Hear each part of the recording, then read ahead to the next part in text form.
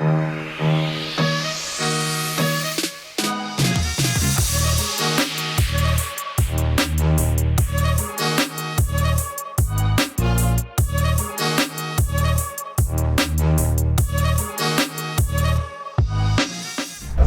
I'm here with Josh Chamberlain, and we want to talk to you guys a little bit about landlord laws and how it differs state by state. So we invest in Wyoming and Montana, and Texas typically landlord-friendly states. And when I say landlord-friendly, it's friendly toward evictions, it's friendly toward, I guess it's very pro-landlord, but I want to give them the flip side. I want to hear, Josh, tell us about, how does Oregon, for example, the state of Oregon, how do they manage, what's that look like?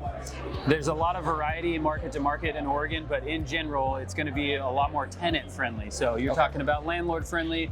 Oregon is more strict on their landlord, what landlords can and can't do. So people have talked about rent growth or rent caps. Yes. So Portland basically has a cap on rent growth. So if you buy a property, you want to fix it up, you want to raise the rents and start driving cash flow to that property, there's a lot of limitations to that. Wow. So even if it's even if it's forced appreciation where you literally improve that property, you're still capped to where tell me more. So you can't actually have a tenant leave to do that without paying the tenant to leave. So people have heard of cash for keys.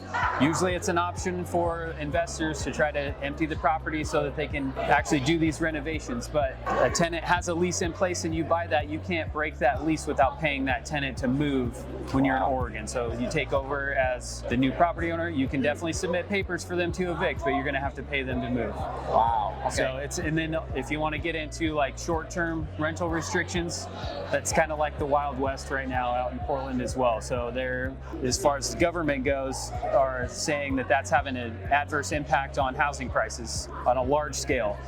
And that's not what we're actually seeing, but they are trying to make housing more affordable. One of the avenues they're doing is trying to put more short-term restrictions in place to try to keep those houses available for retail buyers and not investors. Ooh, very interesting. Okay, so to recap, it's like cash for keys is either way, it's difficult to remove tenants. Yes. There's rent caps. And to talk a little bit more, if you say you had a tenant who's not paying, what's the eviction process and how long does it usually take in Oregon?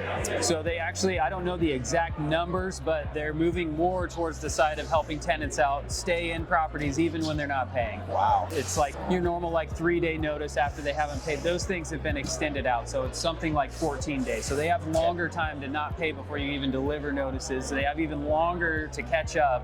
So they're just able to drag this out through the court system. Wow. And let's say you go to court and they're like, all right, fine, I'll pay you on what I was behind on when you filed the paperwork, but they've continued to be more behind. You have to file again. So it kind of resets. If they pay you back for the portion that you filed against, they can push it out again and they can stay in the property. Wow. So that's worst case scenario, but we have to plan for those things. Yep. So it doesn't mean don't invest there, but it does mean it's a good idea to have a property management in those states. So a lot of people want to self-manage, save some money.